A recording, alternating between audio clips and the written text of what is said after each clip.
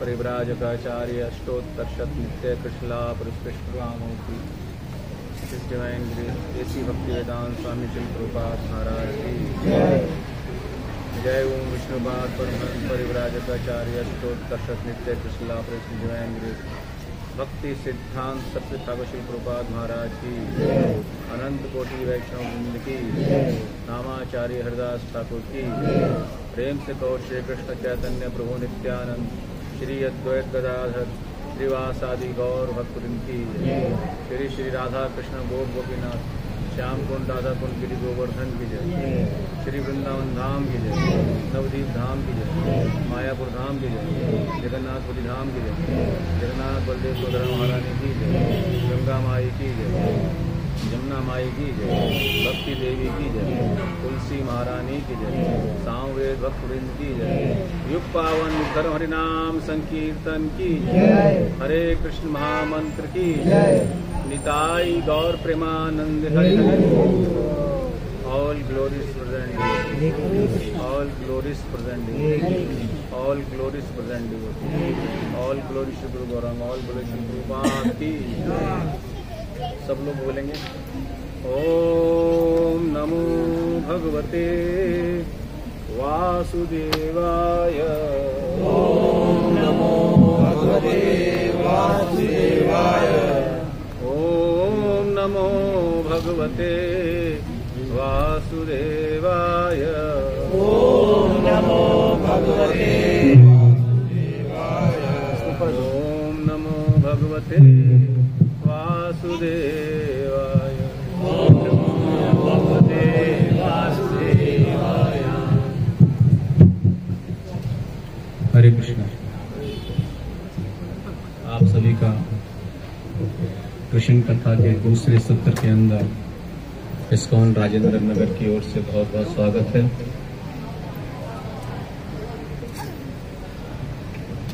तो कल हमने कुछ चर्चा करी थी नाम के विषय के अंदर। नाम भगवान का क्या है और इसकी क्या विशेषता है। और आज का जो सत्र है वह है भगवान के रूप का वर्णन, भगवान का रूप।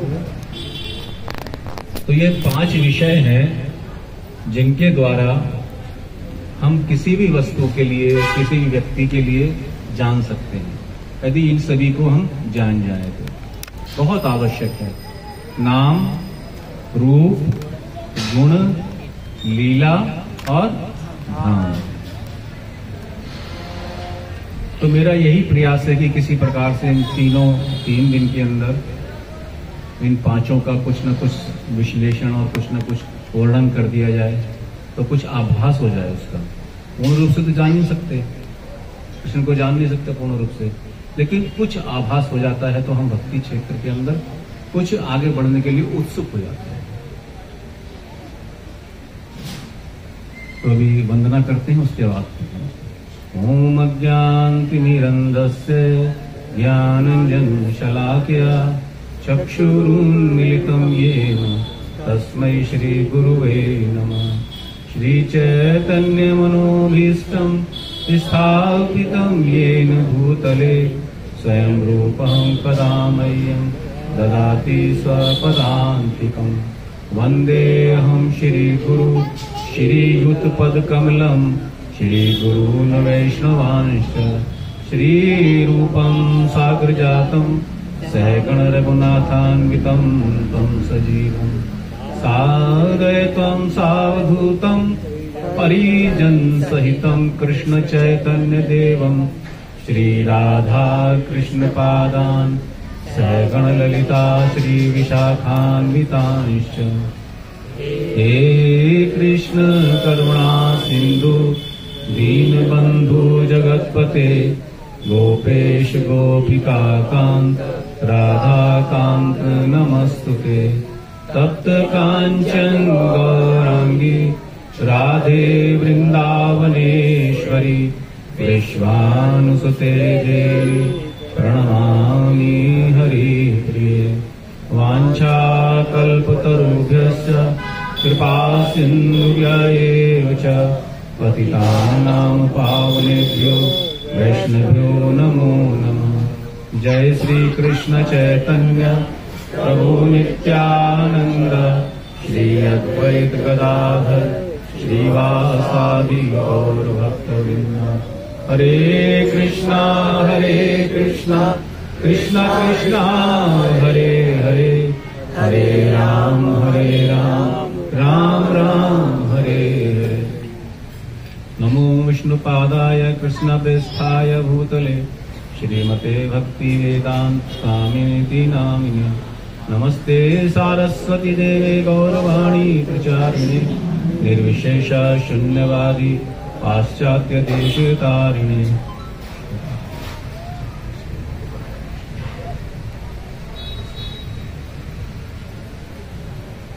हरे कृष्ण। थोड़ा सा इसका ना इको बढ़ा दिए थोड़ा सा। तो आज हम भगवान के रूप का वर्णन जो हमारे आचार्यों ने किया है, गोस्वामियों ने किया है और भगवान के भक्तों ने किया है, ब्रह्मा जी ने किया है, कुमार मुनि करते हैं, जो भी लोग हैं जो करते हैं भगवान के रूप का वर्णन, उसके विषय के अंदर कुछ हम सुनते हैं। तो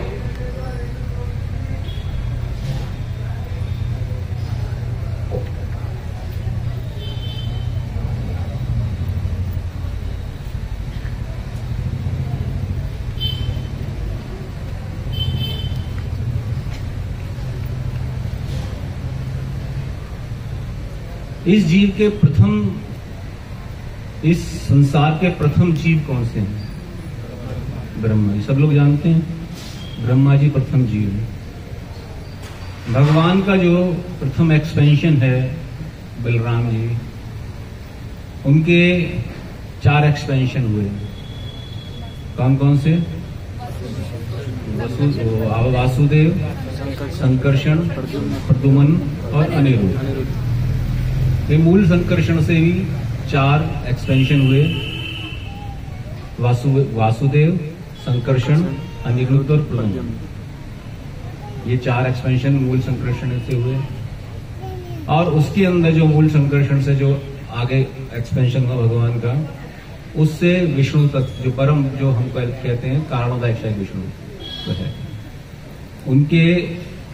उनसे जो एक्सपेंशन हुआ वो हुआ किसका? गर्भोदक्षाय विष्णु। और उनसे निकले कौन? ब्रह्मा जी। ब्रह्मा जी का उसको उदय हुआ। तो ब्रह्मा जी जैसे ही उदित हुए कुछ भी नजर नहीं आया उनको। सब जगह ढूंढते रहे कि कहां से मैं उदय हुआ हूं, कहां गया हूं, कहां। और उस जिस जगह से उदय होते उसकी नाल के अंदर घुस गए, 1000 वर्ष उसमें ही विचरण करते रहे।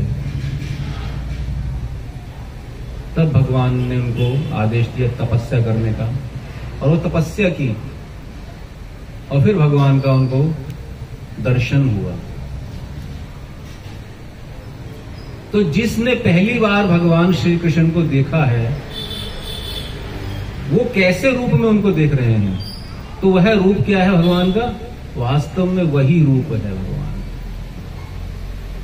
प्रथम जीव है ना, भगवान को साक्षात देख रहे हैं।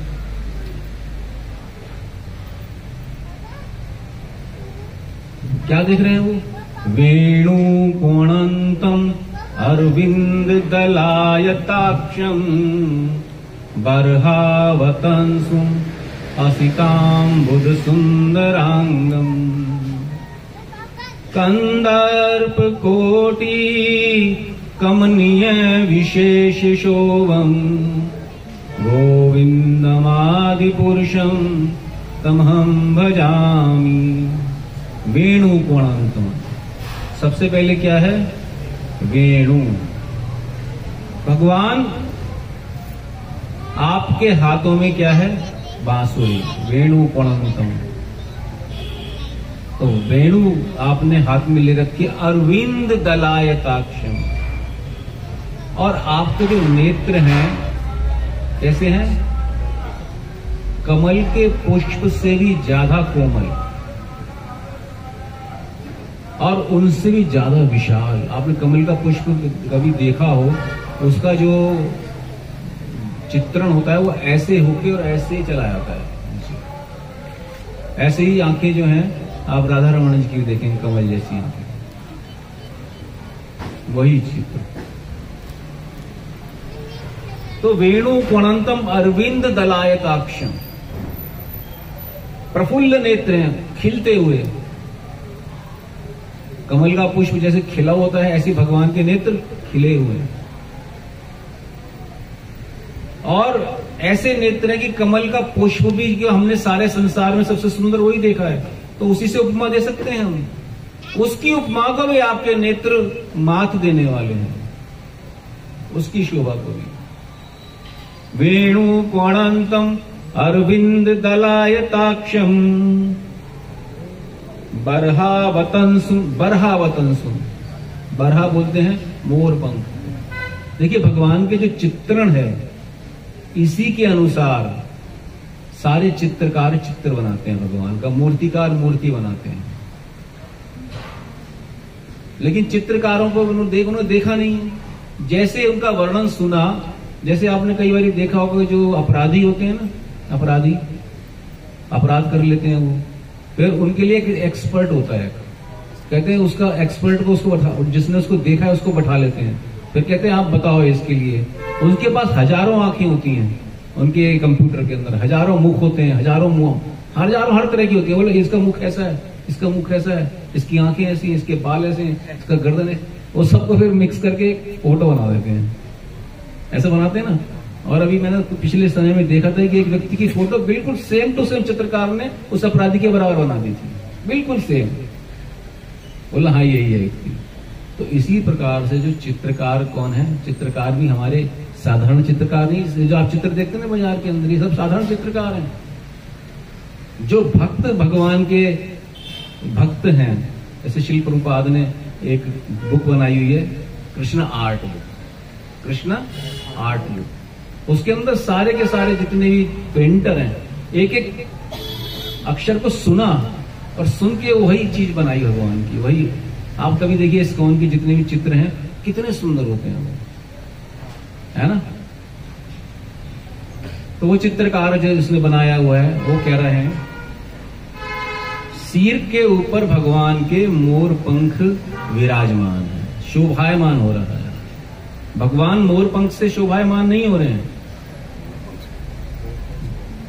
जितनी भी वस्तुएं भगवान के आभूषण हैं, पोशाक है, वो सब भगवान के अंदर से जो दिव्य प्रकाश निकल रहा है, दिव्य जो ज्योति निकल रही है, जो उनका एक दिव्यता है, उससे वह प्रकाशित रहता है।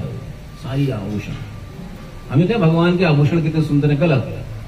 भगवान इतने सुंदर है कि उनके ऊपर आभूषण भी बहुत सुंदर लगते हैं, उनसे उनकी दिव्यता इतनी है। तो मोर पंख जो है इतना सुंदर लग रहा है, उससे शोभायमान हो रहा है।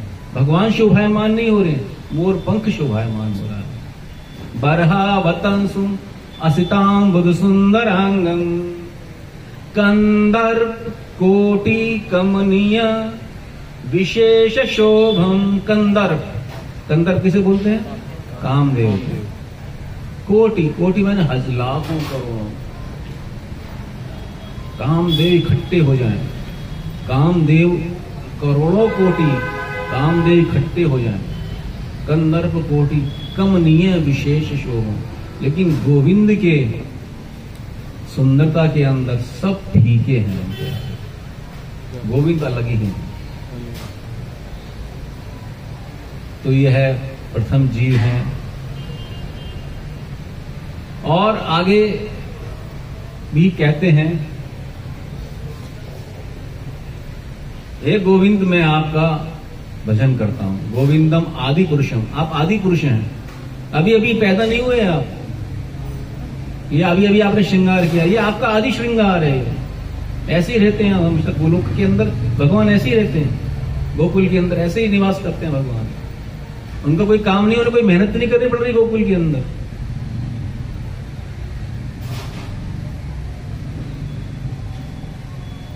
गोविंदम आदि पुरुषम तम हम भजामि, हे गोविंद मैं आपका भजन करता हूं। आगे इसी ब्रह्म संहिता, ये एक बहुत सुंदर संहिता है ब्रह्म संहिता, इसके अंदर बहुत सुंदर सुंदर श्लोक है, बहुत सुंदर रचना की है। उसका दूसरे श्लोक में कहते हैं, श्यामम त्रिभंग ललितम, श्यामम त्रिभंग, और 3 जगह से त्रिभंग, 3 जगह से टेढ़े। भगवान 3 जगह से टेढ़े खड़े होते हैं शुरू से, आज ही थोड़ी खड़े हुए हैं। उनको खड़ा होने में ऐसा आनंद आता है। भगवान राम को देखा है आपने कभी खड़े हुए? नहीं देखा कभी ऐसे 3 त्रिभंग रूप के अंदर। किसी भी देवी देवता को देख लीजिए आप, किसी भी को, लेकिन कृष्ण जो है त्रिभंग रूप के अंदर, उन्हें यही पसंद है और भक्तों को भी यही पसंद है। यदि सीधे कहीं कृष्ण नजर आ जाए ना, आप तो कहेंगे कृष्ण नहीं है ये, वो लोग सीधे खड़े होने वाले हैं नहीं, तो टेढ़े खड़े होने वाले हैं। श्यामम त्रिभंग ललितम, ललित एकदम सुंदर, ललित नियत प्रकाशम, हर समय प्रकाशमान है भगवान। यह है भगवान का रूप। श्यामम त्रिभंग ललितम नियत प्रकाशम, गोविंदमादि पुरुषम तमहम भजामि। अब ब्रह्मा जी के एक मानस पुत्र हैं, उनका नाम है चार कुमार। मानस पुत्र है ना, प्रथम पुत्र है। प्रथम पुत्र कौन है ब्रह्मा जी के? चार कुमार। जो पिता इतना ललायित है भगवान के दर्शन के लिए, हर समय उनको भगवान की स्तुति करने का, पूरे भागवतम के अंदर स्तुति सुनिए आप ब्रह्मा जी की। जब ब्रह्मा जी को विमोहन हो गया था तो वहां पे भगवान की स्तुति करी, इतनी सुंदर स्तुतियां हैं वो वाली आप ब्रह्मा जी की स्तुति। तो उनके पुत्र जो हैं कुमार जी, वो निर्विशेषवादी थे और भगवान के स्वरूप को नहीं मानते थे, उनके निराकार भाव को भजने वाले थे। भगवान से मिलने का मन करके चलो आज भगवान से मिलने चलते हैं, सुना है भगवान बहुत सुंदर हैं, आज उनके दर्शन कर लेते हैं। ब्रह्मा जी के मुख से, अपने पिता के मुख से तो मैंने हजारों बार उनकी स्तुतियां सुनी है भगवान की, कि इस प्रकार से कृष्ण है, इस प्रकार से कृष्ण है। तो आज बैकुंठ चलते हैं। बैकुंठ चले गए। बैकुंठ के द्वार के ऊपर जैसे ही पहुंचे, चारों अपने नग्न अवस्था के अंदर रहते थे, जैसे बच्चा पैदा होता है वैसे ही रहते थे। उन्होंने कह दिया था कि अपने पिता से कि हम आगे से जीवन के अंदर कभी ग्रस्त नहीं बनेंगे, हम ऐसे ही रहेंगे। तो ब्रह्मा जी ने कहा ठीक है, तुम ऐसे ही रहो हमेशा जीवन में, ऐसे ही रहेगा। कोई वस्त्र धारण नहीं करते थे, ऐसे ही रहते थे। जैसे ही पहुंचे तो उनके द्वारपाल जय विजय अपनी छड़ी लगा दी, आ रहे हो वही नंगे लोग, मैं तो ऐसा तक ऐसे देखा ही नहीं कोई भी, अंदर कहाँ जा रहे हो? और हम यहाँ खड़े हैं, हमसे पूछे भी नहीं रहे हो, अंदर घुसे जा रहे हो।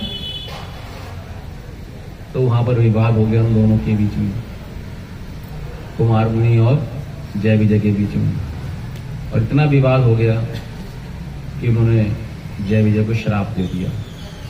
और जब देखा भगवान ने कि बहुत ज्यादा बात बिगड़ रही है, तो वहां पर उपस्थित हो गए। अब भगवान जब आएंगे तो कोई ऐसी थोड़ी आ जाएंगे कि जैसे उठते ही हम कोई मिलने आ जाए, रामकृष्ण प्रभु आए और हम वहां पे बैठे हैं, हम ऐसे मिलने के लिए चल देते हैं, ऐसे थोड़ी आए। वो तो हमेशा नव यौवन है, हर समय श्रृंगार में रहते हैं भगवान। कोई श्रृंगार करना नहीं पड़ता, भगवान को श्रृंगार करने की आवश्यकता नहीं है। श्रृंगार उनके पीछे पीछे भागता है, जैसे चलते हैं भगवान के पीछे पीछे भागता है, अपने आप ही माला डल जाती है, अपने आप ही मोर पंख आ जाता है, अपने आप ही बाजूबंद सब अपना भी चलता है। तुलसी अपने आप ही भगवान के चरणों में आती है। तो जैसे ही तुलसी के समेत भगवान वहां पर उपस्थित हुए, उनकी सुगंध सुन के, सूंघ के, तुलसी की सुगंध सूंघी और चारों के चारों कुमार बेहोश हो गए।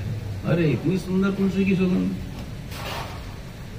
तस्यारविंदनस्य पदारविंद, तस्यारविंदनस्य पदारविंद, उनके तुलसी की मकरंद वायु से, किंजल मिश्र तुलसी मकरंद वायु, किंजल मिश्र तुलसी मकरंद, और जो उसके अंदर से पराग निकल रहा है, जो उसके अंदर से खुशबू निकल रही है। मकरंद मैंने जो शहद जैसी उसके अंदर मिठास की भी आपने कभी खुशबू देखी है? देखिए कोई खुशबू मिठास की नहीं देखी कभी? खुशबू सूंघी नहीं कभी मिठास की खुशबू?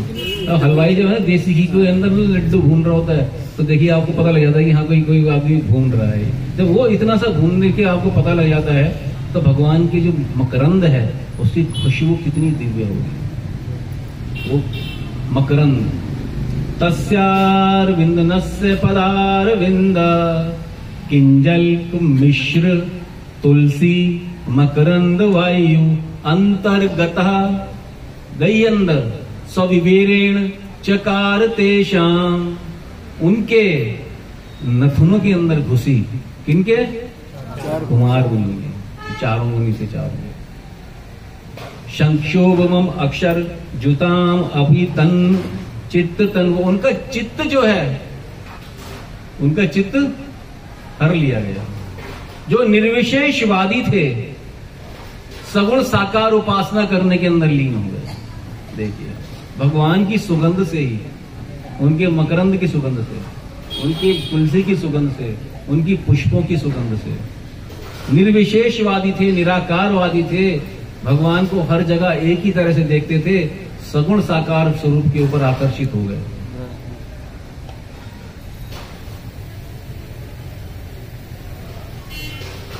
अब उनके आगे एक और बहुत सुंदर शुकदेव गोस्वामी। शुकदेव गोस्वामी भी निराकारवादी, वो भी निर्विशेष ब्रह्मवादी थे, निर्विशेष, और वो भी नंगे रहते थे,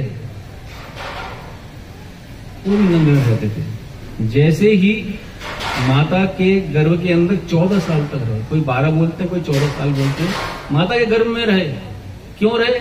बाहर निकलूंगा तो ये माया है भगवान ने छोड़ रखी है, मुझे पकड़ लेगी। व्यासदेव कहते थे बेटा बाहर आओ, कहते ये माया जो है ना ये मेरे पीछे लग रही है। जैसे जीव बाहर निकलता है गर्भ से, माया के द्वारा अपना सब कुछ भूल जाता है, माया के आवृत्ति से सब कुछ भूल जाता है कि पिछले जन्म में क्या था, मेरा क्या स्वरूप है, मेरा क्या कर्तव्य है भगवान के प्रति। अब नहीं निकलूंगा, मेरे को यहाँ पे सब कुछ आराम है, मेरे को आराम है, कह रहे आराम है मेरे को, यहाँ पे खूब भजन हो रहा है। व्यासदेव ने प्रार्थना करी, उन्होंने कहा कि ठीक है तुम बाहर आओ। भगवान से भी कहा तो भगवान ने कहा ठीक है, अब मैं अपनी माया को आदेश देता हूं, तुम बाहर आओगे, तुम्हारे को जीवन भर माया नहीं पकड़ेगी, तुम्हारे को मैं माया से मुक्त करता हूं, तुम मुक्त हो, नित्य मुक्त हो। शुकदेव कौन है? नित्य मुक्त। तो शुकदेव गोस्वामी बाहर आए और पिता बुला रहे हैं, अरे ठहरो ठहरो ठहरो, तुम्हारा नामकरण संस्कार भी नहीं हुआ और तुम ऐसी चल दी है, ऐसी भाग ली है। चले गए जंगलों में, ढूंढने से नहीं ढूंढे जा रहे। व्यासदेव जी ने बहुत सुंदर रचना की थी, इसकी भागवतम की। कोई योग्य शिष्य नहीं मिलेगा मेरे को, किसको सुनाऊं, किसको पढ़ाऊं मैं? कोई योग्य शिष्य मिले तो मेरा जीवन भी सफल हो जाए। कोई योग्य शिष्य नहीं है। अपने कुछ शिष्यों को बुलाया, बोले आप आओ, इधर आओ, सुनो। कुछ श्लोक रटाए उनको, निर्विशेषवादी से जाके सगुण साकार वाद के जो श्लोक थे, बेस्ट श्लोक, वो उनको रटाए। तो जा जाके जोर जोर से गाना वनों के अंदर जाके। शिष्यों ने रटे और वनों के अंदर जाते के खूब जोर जोर से गुनगुनाते, खूब जोर जोर से गाते। 10वें अध्याय के अंदर 21वें श्लोक, 10वें स्कंद के 21वें अध्याय का 5वां श्लोक। बर्हा पीडम नटवर वपु कर्णयो कर्णिकारम बिभ्रतवास कनक कपिशम वैजयंतीं च मालाम् रंध्रान वेणोर्धर सुधया पूरयन् गोप वृंदैर वृंदारण्यं सपदरमणं प्राविशद कीर्ति। बर्हा पीडम नटवर वपु। जैसे ही ये श्लोक सुना, कान खड़े हो गए सुखदेव गोस्वामी के, ये कौन व्यक्ति है? बर्हा पीडम नटवर वपु कर्णयो कर्णिकारम। मोर का पंख लगा रखा है, बर्हा पीडम। भगवान को मोर का पंख बहुत पसंद है। शूकर रूप के अंदर भी आते हैं तो मोर का पंख त्याग नहीं करते, वहां भी मोर का पंख है। इस्कॉन के मंदिर के, इस्कॉन की जितनी फोटो आए हैं शूकर रूप की, उसमें भगवान ने मोर का पंख लगा रखा है। नरसिंह रूप के अंदर आए तो वहां भी मोर का पंख है, मोर का पंख। उसी से भगवान की पहचान है कि श्री कृष्ण है। बर्हा पीडम नटवर वपु। नटवर वपु है भगवान, नटवर। नटवर किसे बोलते हैं? दो होते हैं, एक नटवर एक नटराज। नटवर और नटराज।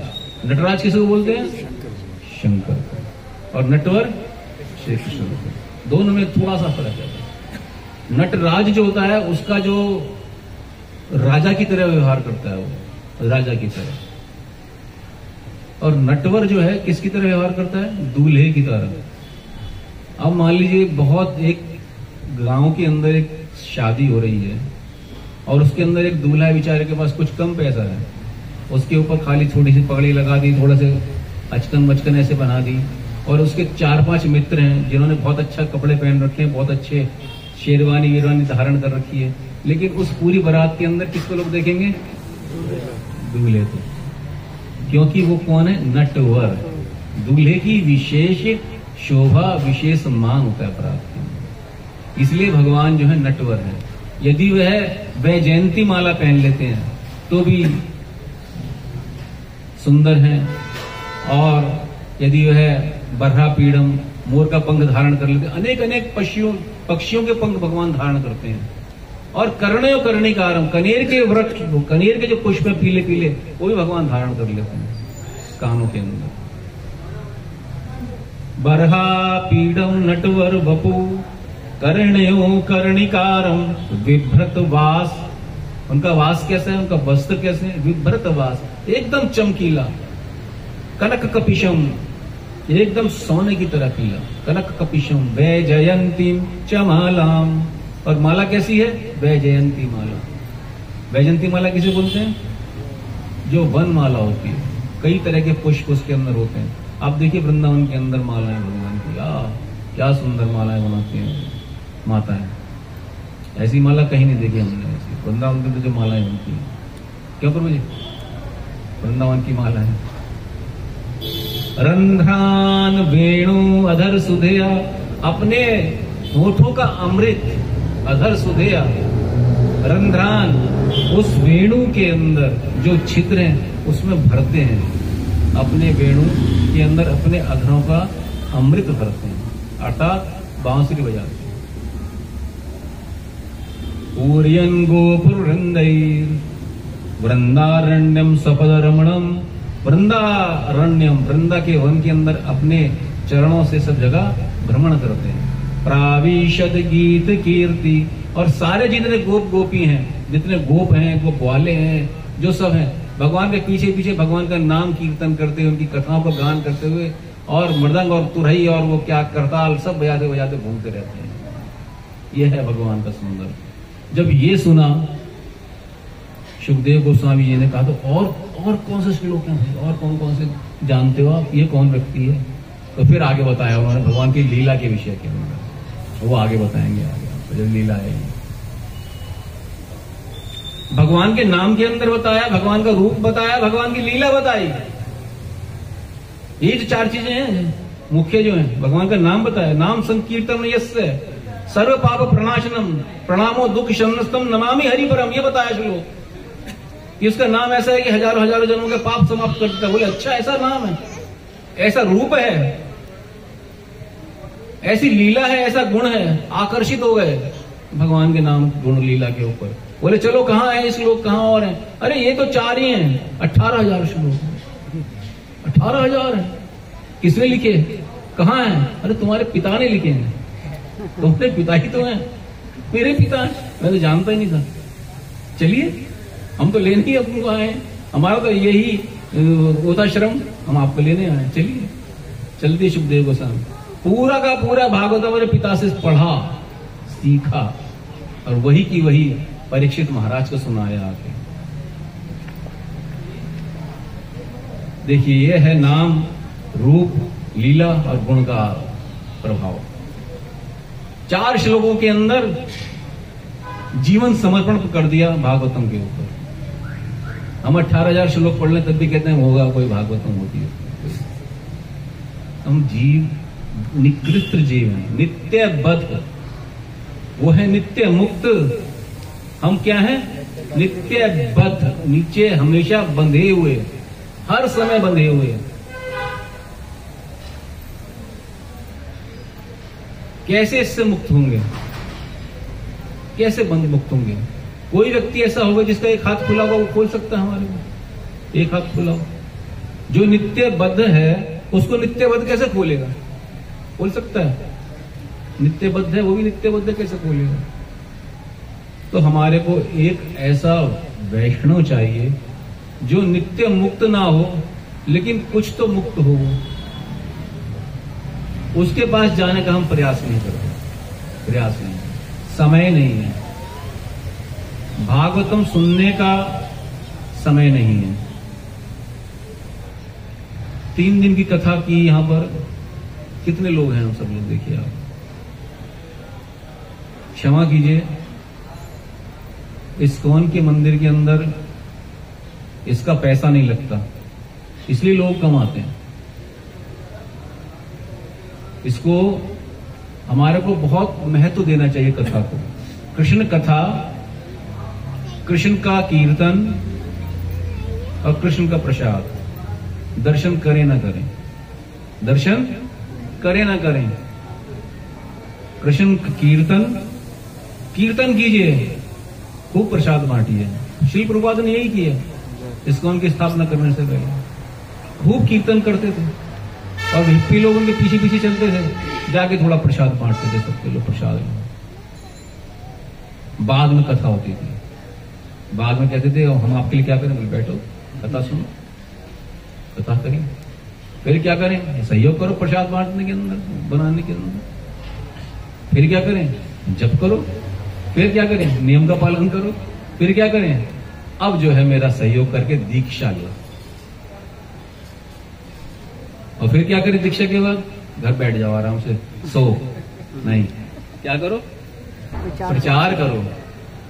छोटा सा छोटे व्यक्ति ने प्रचार कितना किया? 108 मंदिर सिर्फ 10 साल के अंदर तैयार कर दिए। 108 मंदिर 10 साल।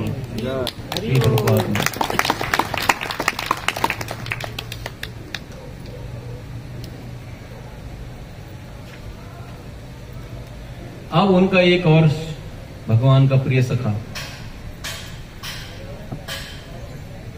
एक प्रिय सखा भगवान का और, कौन? अर्जुन। अर्जुन को भगवान ने कहा कि, भगवान से कहा अर्जुन ने कि आप मेरे को अपना स्वरूप दिखाइए। भगवान बोले तुम मेरा स्वरूप देखने के लिए काबिल नहीं हो।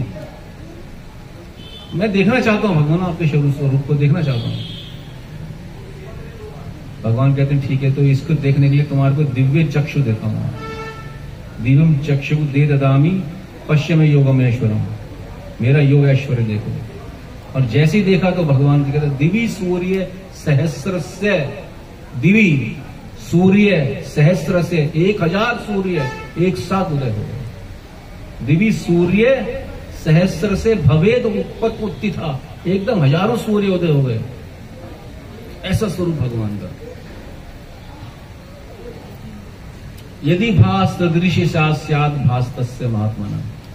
वो जो भगवान श्री कृष्ण है उनका तेज इतना दिव्य था, 1000 सूर्य उदय हो जाए तो वह भी शायद उनका सामना कर सके, इतना दिव्य तेज है भगवान।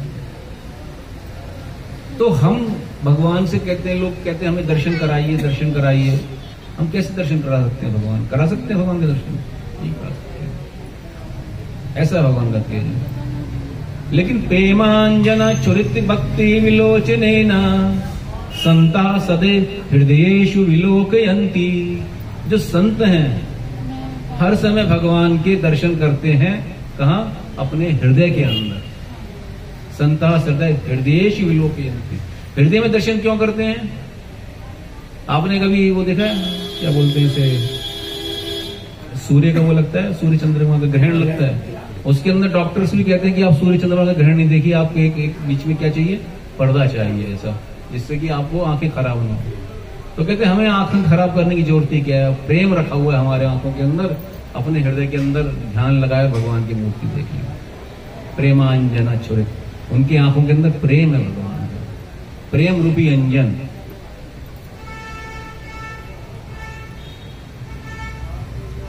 विल्व मंगल ठाकुर जी भगवान के बहुत प्रिय भक्त, विल्व मंगल ठाकुर जी कृष्ण करणामृत के अंदर वो कहते हैं कस्तूरी तिलकम। भगवान ने क्या लगाया हुआ तिलक? कस्तूरी का तिलक। कस्तूरी तिलकम ललाट पटले, अपने ललाट के ऊपर।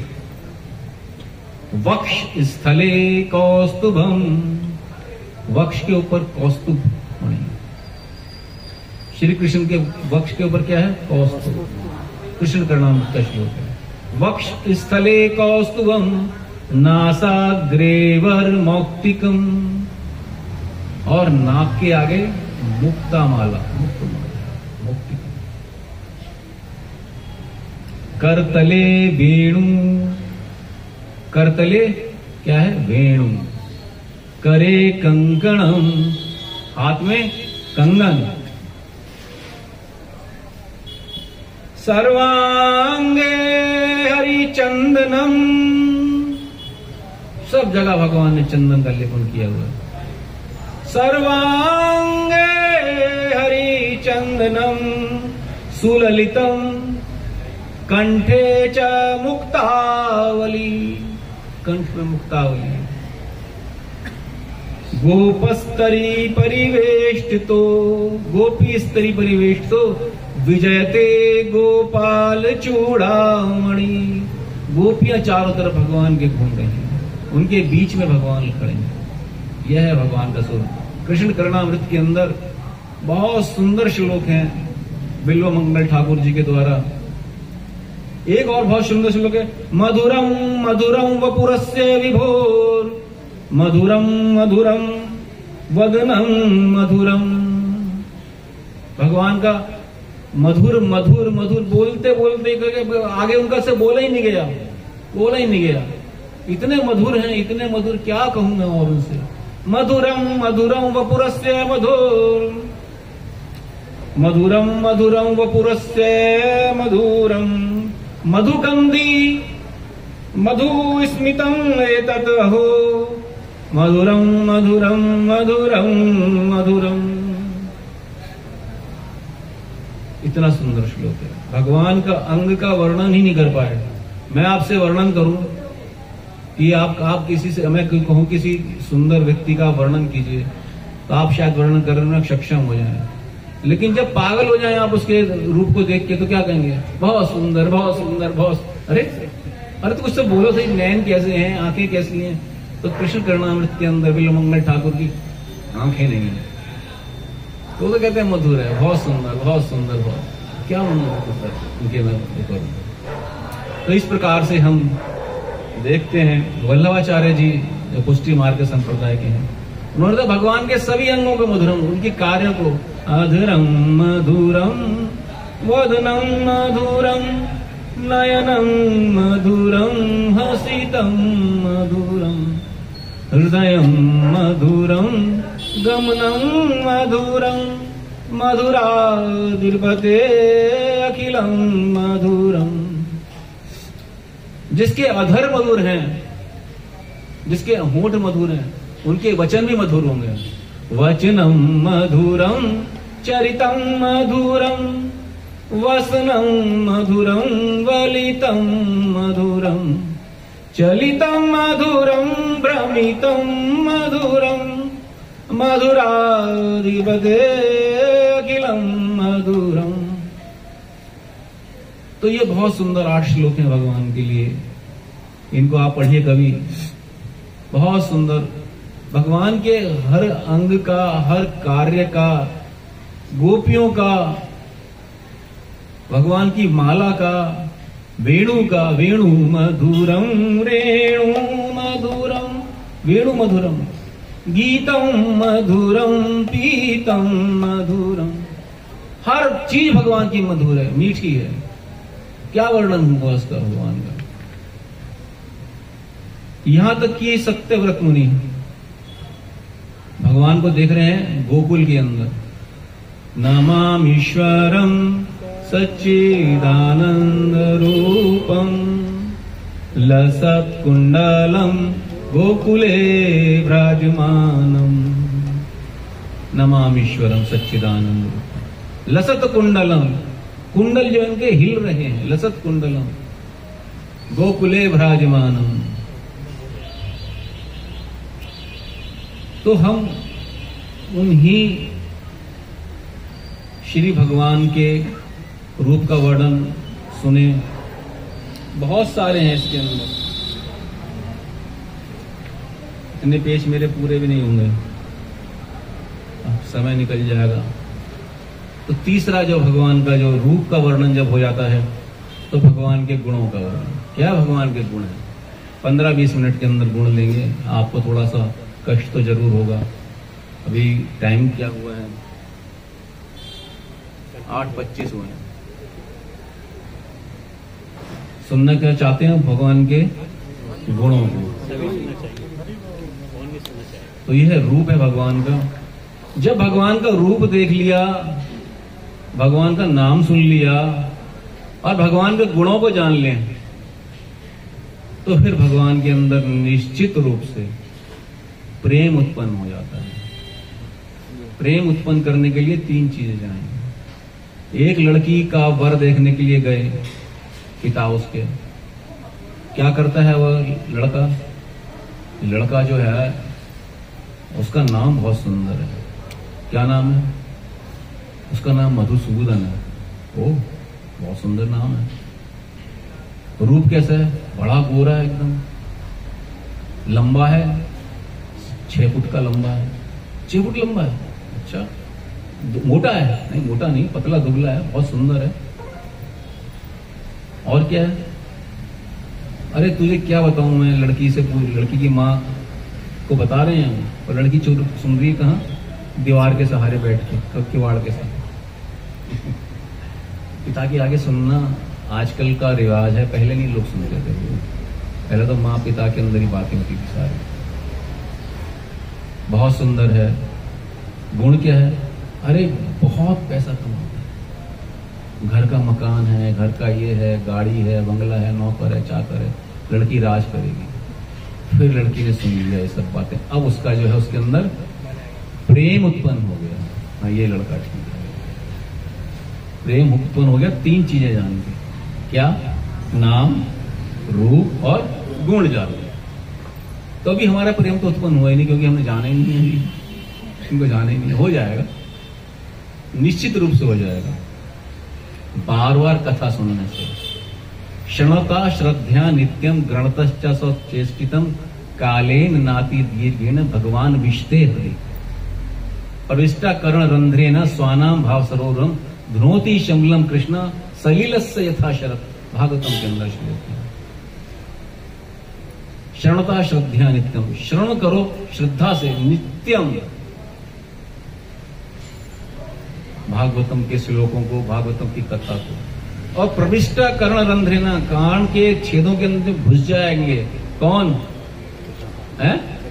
कृष्ण घुस जाएंगे कथा के द्वारा। प्रविष्टा कर्ण रंध्रेना स्वानाम भाव सरोवर धुनोति शमलम कृष्ण, सारे जो मैल हैं उनको धो देंगे। दोनों होती श्यामलम कृष्ण सलिलस्य यथा शरद, जैसे शरद के अंदर जो है गंदला जल वो नीचे बैठ जाता है, गंदी नीचे बैठ जाती है, निकल जाती है। तो रोज सुनने से होगा। तो गुणों के विषय के अंदर वर्णन करके जो है भक्ति रसामृत सिंधु निकालते हैं इसके लिए, गुणों के लिए।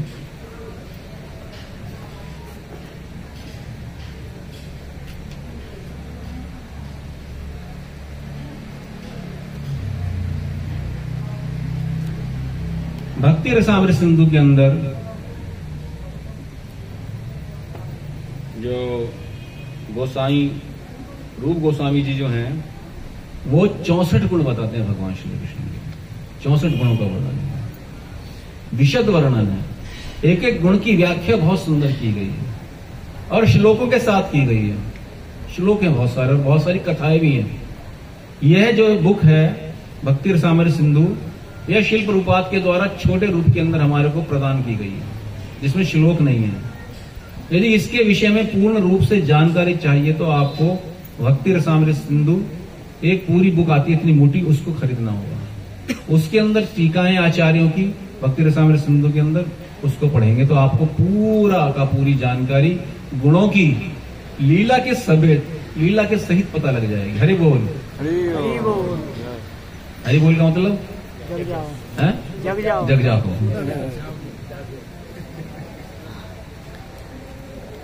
तो इसका वर्णन थोड़ा सा मैं करता हूं आपको। भगवान का सुंदर स्वरूप है, बहुत सुंदर स्वरूप, तो आपने सुना ही है ये वाला।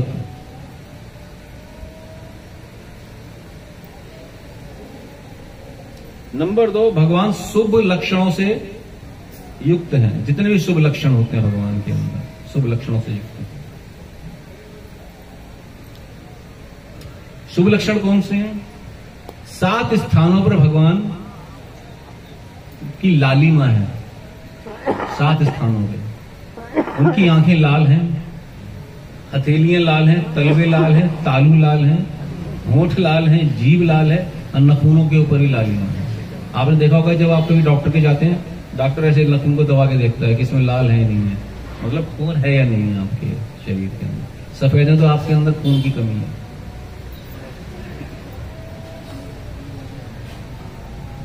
तो इसके अंदर भक्ति रसामृत सिंधु के अंदर शुभ लक्षण बहुत सारे दे रखे हैं। रुचिर, भगवान के अंग जो इतने सुंदर हैं कि सबको आकर्षित करते हैं। तेजोमय, हजारों सूर्य साथ यदि उदय हो जाए तो उसकी तरह भगवान तेजमय है। नित्य युवा है, भगवान 16 साल से कभी आगे नहीं बढ़ते, चाहे वो 125 साल के हो गए तब भी 16 साल जैसे थे। नित्य युवा है।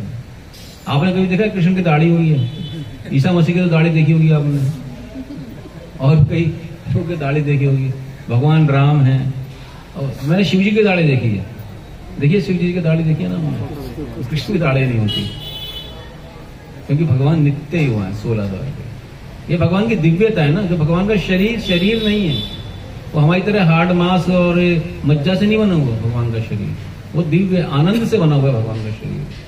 बहुत सारा आनंद इकट्ठा कर लिया जाए, हजारों गुणा, और इसको एक शरीर का रूप दे दिया जाए तो वह है श्री कृष्ण। हजारों आनंद इकट्ठे हो जाए तो ऐसा है भगवान का शरीर। तो नित्य युवा है, बहुत उनको भाषाएं आती हैं, सारे संसार की भाषाएं भगवान को आती हैं। और सबसे सुंदर भाषा कौन सी आती है भगवान को? है प्रेम की भाषा। प्रेम की भाषा, वो भाषा का कोई शब्द भी नहीं है, उसके अंदर कोई शब्द नहीं है, कोई भाव नहीं है, लेकिन भाषा भगवान को प्रेम की बहुत सुंदर आती है। उस भाषा से आप किसी भी क्षेत्र के अंदर जाएं, चाहे आप रशियन हो, चाहे आप अमेरिकन हो, चाहे आप ना चाइनीज हो, चाहे आप जापानीज हो, कोई सी चाहे मलयालम हो, चाहे बंगाली हो, किसी भाषा के अंदर भगवान को प्रेम से बुलाएंगे तो भगवान दौड़े दौड़े चले आते हैं। भगवान जानते हैं उस भाषा को, प्रेम की भाषा को। तो एक छोटा बच्चा भी जानता है। देखा ना छोटे बच्चे को, आप ऐसे करेंगे, पुचकारेंगे, कहेंगे आओ, ऐसे नहीं बोलेंगे, अपने हाथ को बुलाएंगे, आंखों से इशारा करेंगे तो भी आ जाएगा आपके पास, क्योंकि प्रेम की भाषा ही ये है। उसके लिए शब्दों की आवश्यकता नहीं। तो भाषा, भगवान है अद्भुत भाषाविद। 8वां भगवान का जो गुण है सत्यवादी। भगवान हमेशा सत्य बोलते हैं, सत्य बोलने वाले हैं, सत्यवादी हैं। धर्म के रूप के अंदर जो धार्मिक सिद्धांत हैं उसके अनुसार भगवान सत्य बोलते हैं, जो धर्म के लिए उचित है। मधुर भाषी, भगवान के अलावा कोई व्यक्ति इतना मधुर नहीं बोल सकता जितना भगवान मधुर बोलते हैं। जब क्रोध के अंदर होते हैं तब भी राक्षसों से ऐसी भाषा बोलते हैं कि उनको बुरा नहीं लगता। क्रोध के अंदर भी राक्षसों को भी कहते हैं। कितनी बार समझाया रावण को भी, पत्नी को घर के ले गए, 2-2 बारी दूत भेजे अपने, जाओ समझाओ। कितनी बार समझाया दूतों को ले जाके राम स्वरूप के अंदर भगवान ने। चैतन्य महाप्रभु ने जगाई बधाई को कितनी बारी समझाया, भेजा अपने 2-2 बारी। एक बारी भेजा था तो भाग गए थे वो, हरिदास ठाकुर और नित्यानंद जी भाग गए थे वो। कहते तो आज तो मरवा देते तुम मेरे को। हरिदास ठाकुर कहते आज तो तुम्हें मरवा देते, आज सब कहते अगले दिन फिर जाओ आप दोबारा गए समझाने के लिए। तो यह है भगवान का स्वरूप है मधुर। भगवान क्या है? मधुर भाषी, मधुर बोलते हैं।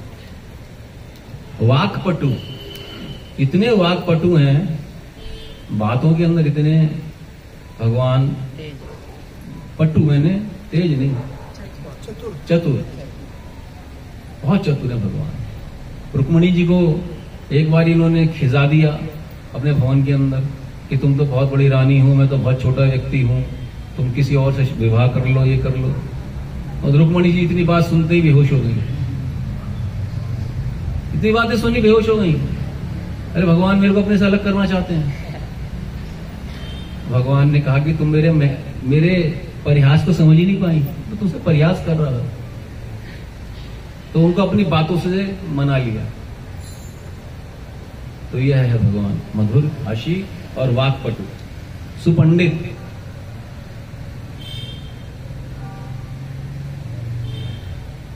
भगवान परम पंडित हैं, हर चीज को जानने वाले हैं। अत्यधिक बुद्धिमान, आपको लगेगा कि सारे गुण जो हैं अलग अलग हैं, एक ही तरह से गुण हैं, पंडित, बुद्धिमान, चतुर, वाक्पटु।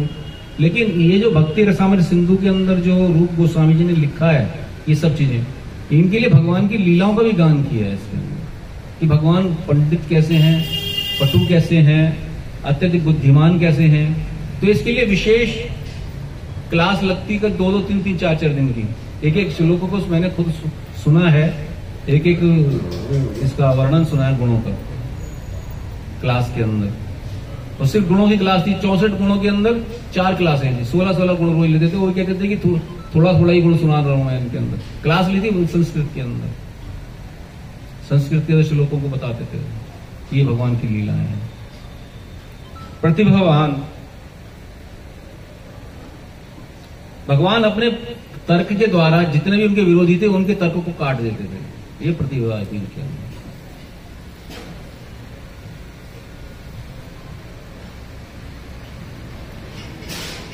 देखो एक छोटी सी कथा सुनाता हूं, इसके अंदर लिखी है।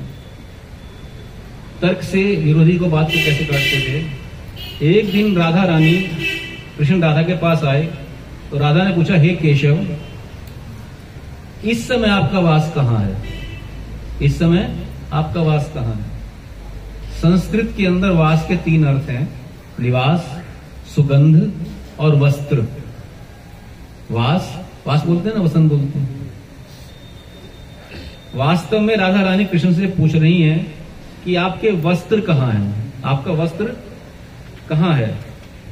किंतु कृष्ण ने इसका अर्थ लगाते हुए कहा कि ये मुग्धे, इस समय मेरा वास तुम्हारे सुंदर नेत्रों के अंदर है।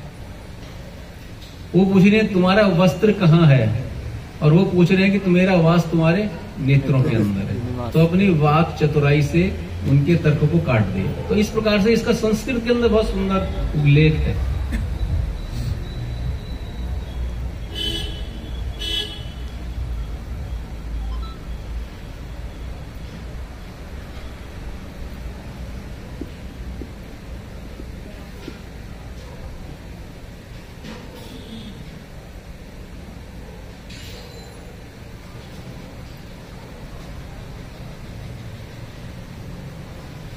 विदग्ध 14वां।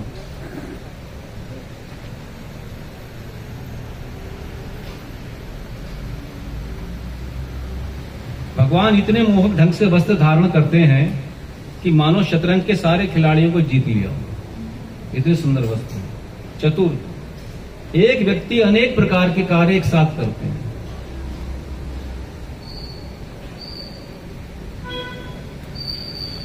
एक गोपी कहती, देखो कृष्ण कितने चतुर हैं, कितने सुंदर सुंदर गीत गा रहे हैं अपने रचे हुए, गायों को भी आह्लादित कर रहे हैं गीत गा गा के, आंखों को मटकान से गोपियों को भी प्रफुल्लित कर रहे हैं, और अरिष्टासुर जैसे असुर से भी लड़ रहे हैं। एक साथ भगवान 3 कार्य कर रहे हैं।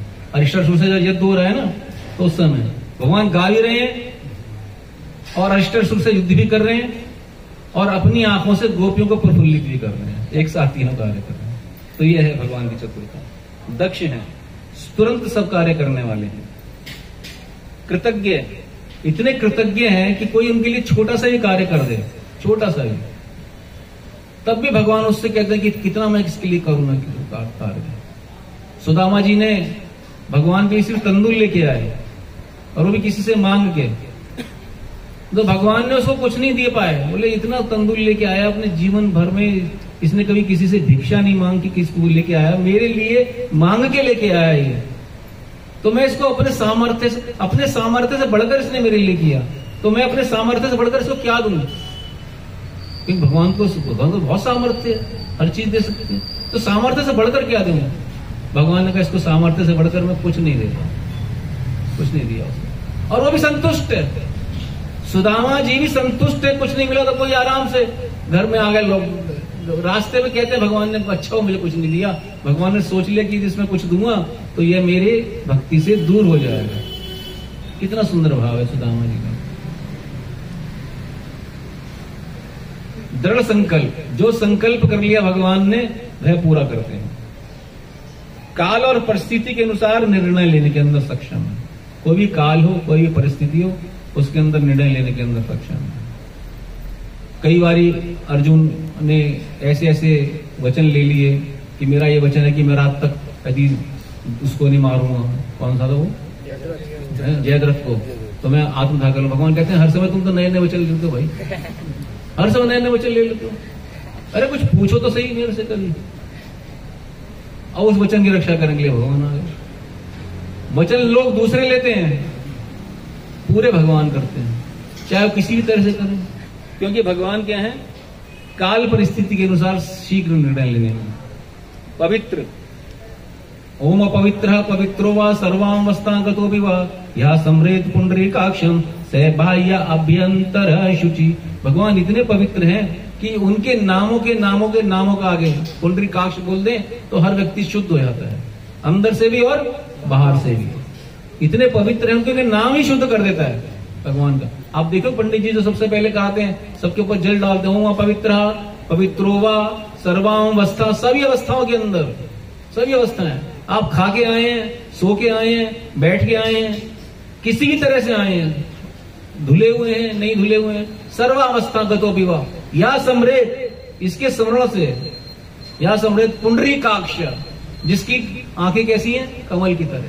पुंडरीकाक्ष स बाह्य अभ्यंतर शुचि, वो बाहर से भी शुद्ध हो जाए और अंदर से भी शुद्ध हो जाए। जिसके नाम से लोग शुद्ध हो जाते हैं वो कितने शुद्ध होंगे? पवित्र है भगवान। आत्म संयमी, वशी हैं, अपने ऊपर पूरा संयम है भगवान।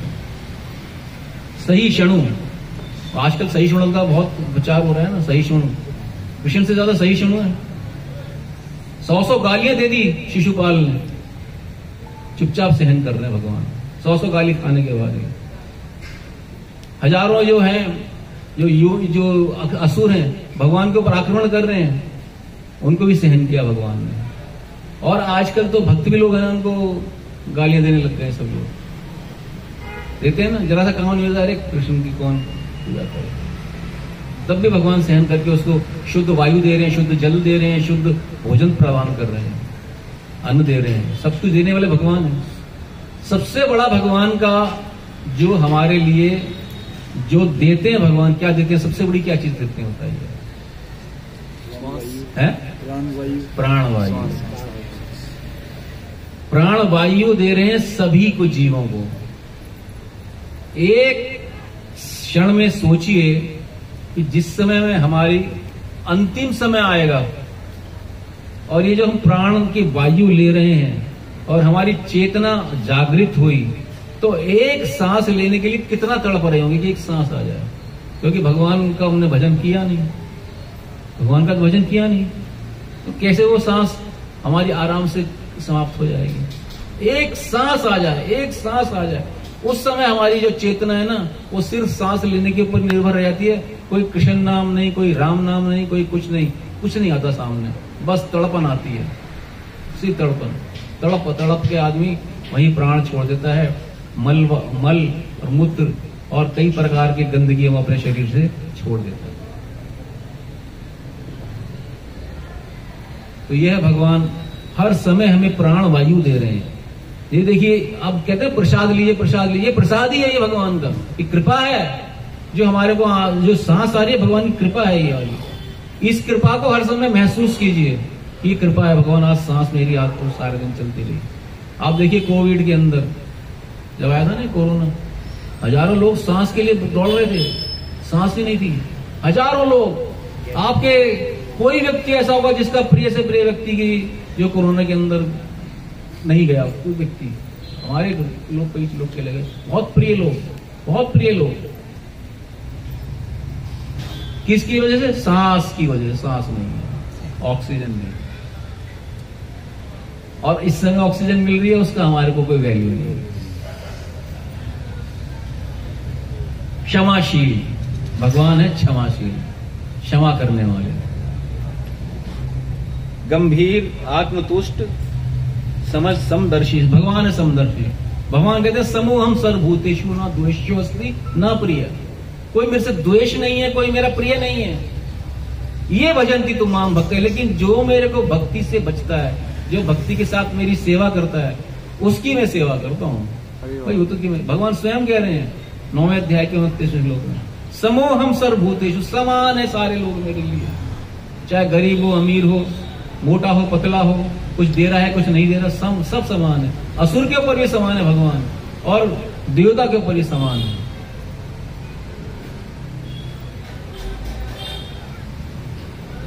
उदार है, धार्मिक। धर्म के अंदर भगवान रोज सुबह गायत्री का पाठ करते हैं नहाने के बाद। उसमें द्वारिका लीला के अंदर है, रोज सुबह बैठते हैं, उठ के नहाते हैं, नहाने के बाद फिर है ना भगवान का मतलब जो दर्शन करते हैं, फिर गायत्री पाठ करते हैं भगवान। फिर जो उन्होंने दान देना है वो दान देते हैं जाके, दान, गायत्री पाठ, ये सब धार्मिकता का वो है। शूरवीर, दयालु, मान्यवान, सम्मान करने वाले, सबका सम्मान करते हैं भगवान, सम्मान करते हैं सबका। राजसूय यज्ञ के अंदर भगवान ने कितना सम्मान किया। सबसे निकृष्ट सेवा भगवान ने स्वीकार की। कौन सी सेवा? पत्तल उठाने की, पत्तल उठाने की सेवा भगवान ने स्वीकार की। लोगों की चप्पलें उठाने की सेवा की स्वीकार की भगवान ने। जो उसको कोई स्वीकार नहीं करता, उसको सर्वश्रेष्ठ भगवान स्वीकार कर रहे हैं, क्योंकि भगवान समदर्शी हैं। उनके सारे गुण इसलिए तो हैं, समदर्शी हैं। क्या फर्क पड़ता है उनके लिए? उनके लिए कुछ फर्क नहीं पड़ता भगवान। तो इस प्रकार से ये काफी गुण हैं, 64 गुण हैं इसके अंदर। तो इसमें लिखा है आगे कि 50 गुणों के वर्णन करने के बाद ये 50 गुण जो नारायण तत्व है उसके अंदर हो जाते हैं। और इसके बाद 60 गुणों के अंदर से जो 55 गुण है वो नारायण तत्व के अंदर आते हैं। 4 तत्व के गुण और अवतारों में आते हैं जो भगवान के अवतार हैं, और 4 विशेष गुण है भगवान के, 61, 62, 63, 64। वो 4 गुण श्री कृष्ण के अंदर प्राप्त होते हैं। वेणु माधुर्य भगवान का लीला माधुर्य है, जो आपने 10 मिनट मेरे को और फालतू दे दिए। कल जो है हम भगवान की लीला और भगवान का धाम इसके विषय में चर्चा करेंगे।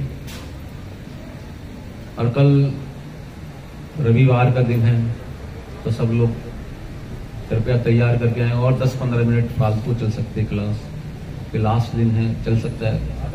ग्रेस है प्रभु जी, भाव है प्रभु जी, काम है, ग्रेस है प्रभु जी। मैं तो कल के लिए तो ग्रेस होगी थोड़ी बहुत। बहुत बहुत धन्यवाद आपका। हरे कृष्ण।